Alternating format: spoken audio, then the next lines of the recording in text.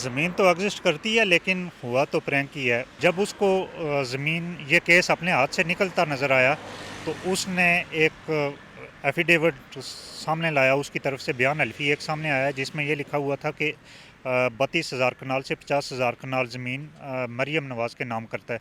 AJK के अंदर तो इतना बड़ा लैंडलॉर्ड है कोई नहीं। मोस्टली ज़मीन गवर्नमेंट की है, तकरीबन 42% रकबा जंगलात महकमा जंगलात का है और बाकी 58% जो पब्लिक प्रॉपर्टी है। आपने खबर सुनी होगी कि कश्मीर के एक शख्स ने 30,000 कनाल से 50,000 कनाल के दरमियान ज़मीन जो है वो मरीम नवाज़ के नाम जो है वो कर दी है।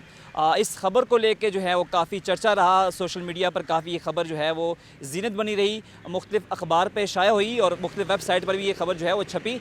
दूसरी तरफ मरीम नवाज़ ने भी उस शख्स की ये जब खबर सुनी उस पर उन्होंने किसी ट्वीट की को रीट्वीट किया और कहा कि ये जो है वो हार्ट टचिंग है। हमारे साथ दानिश अरशाद साहब मौजूद हैं। उन्होंने इस स्टोरी पर तहकीक की है कि आया वाकई उस शख्स ने मरीम नवाज़ के नाम वो ज़मीन की थी और उस ज़मीन की क्या हैसियत है, इस पर दानिश अरशाद साहब ने तहकीक की है। दानिश अरशाद साहब अस्सलाम वालेकुम। वालेकुम अच्छा, अस्सलाम। मुझे ये बताएं जो इतनी ज़्यादा ज़मीन कश्मीर की वो मरीम नवाज़ के नाम किसी शख्स ने कर दी है, इस स्टोरी की हकीकत क्या है? नहीं, ज़मीन तो एग्जिस्ट करती है लेकिन हुआ तो प्रैंक ही है। असल मसला ये है कि स्टोरी ये है कि ये जो ज़मीन है जो 30,000 कनाल 32,000 कनाल और 50,000 कनाल का उस शख्स ने लिखा है कि 32,000 कनाल से 50,000 कनाल ज़मीन मैं मरियम के नाम करता हूँ और उसने ये भी मेंशन किया है कि जो मेरी 50 कनाल ज़मीन है उसको छोड़ के बाकी जितनी भी ज़मीन है। असल मसला ये है कि उस शख्स ने एक गांव पे जिसका नाम रावलाकोट का नवाई गांव है, चैड नाम है उस गांव का, उस पे उसने केस किया हुआ था और मलकियत का दावा किया हुआ था कि ये जो 30,000 कनाल ज़मीन है ये मेरे पुरखों की ज़मीन है और इसमें जितने भी 269 फैमिलीज़ ख़ानदान रहते हैं तो वो सारे उनके मज़ारे हैं। और जब उसको ज़मीन ये केस अपने हाथ से निकलता नज़र आया तो उसने एक एफ़िडेविट सामने लाया, उसकी तरफ से बयान हल्फ़ी एक सामने आया जिसमें ये लिखा हुआ था कि 32,000 कनाल से 50,000 कनाल ज़मीन मरियम नवाज़ के नाम करता है और साथ में 6 करोड़ रुपए का फ़िगर भी लिखा हुआ था कि वो 6 करोड़ भी। लेकिन मरियम ने उसको कोर्ट रीट्वीट तो किया और ये भी कहा कि ये हार्ट टचिंग है, लेकिन उसने ये सवाल 2-3 सवाल बनते बुनियादी तौर पे कि ये 50,000 कनाल ज़मीन एजेके के अंदर तो इतना बड़ा लैंडलॉर्ड है कोई नहीं।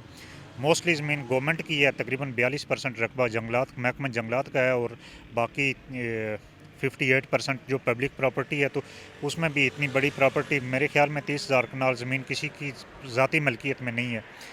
उसके साथ उसने जो 6 करोड़ का फ़िगर लिखा है तो उस पे भी सवाल उठता है कि भाई 6 करोड़ उसके पास आया किधर से। तो ये एक दिलचस्प कहानी है। उस शख्स से मेरी ज़ाती तौर पे भी मुलाकात हुई है। रिसेंट उससे मुलाकात हुई तो मैंने उसको अपनी ज़बान में, जो हमारी वहाँ की लोकल लैंग्वेज है पहाड़ी ज़बान उसको कहते हैं, पहाड़ी में मैंने उसको कहा कि जाहिद साहब तुसे की कर लिया लोग तुसें केराई छोड़ मतलब बाईकाट कर लेंगे, आपका सोशल बाईकाट कर लेंगे। तो उसने बड़ा दिलचस्प जवाब दिया। उसने कहा कि शादी ब्याह में तो मुझे कोई दावत देता नहीं है। उसका जवाब मैं आपको पहाड़ी में बता देता हूँ, फिर आपको मतलब भी बताता हूँ। उसने कहा कि ब्याज में कि आहना कोई नहीं तो जनाज़े गच्छे ना मेरे को टेम कोई नहीं, कि शादी ब्याह में मुझे बुलाता कोई नहीं है और किसी के जनाजे पे जाने के लिए मेरे पास वक्त कोई नहीं है, तो इससे ज़्यादा सोशल बाईकाट क्या होगा। तो ये असल में सारी कहानी है। अच्छा, वो उनसे जब आपकी बात हुई तो आपने उनसे पूछा नहीं कि आपने किस हैसियत में पूरे गांव पे दावा किया और आपने क्या ये कि स्टंट के तौर पे जो है वो जब आपको लगा कि ज़मीन या केस आपसे हाथ से निकलता नज़र आ रहा तो आपने एक स्टंट के तौर पे मरीम नवाज़ के नाम जो है नाम कर दी? हालांकि बाकी सियासी लीडर भी थे, उनके भी नाम भी कर सकते थे, उनकी कहीं एफिलिएशन तो नहीं थी किसी पार्टी से?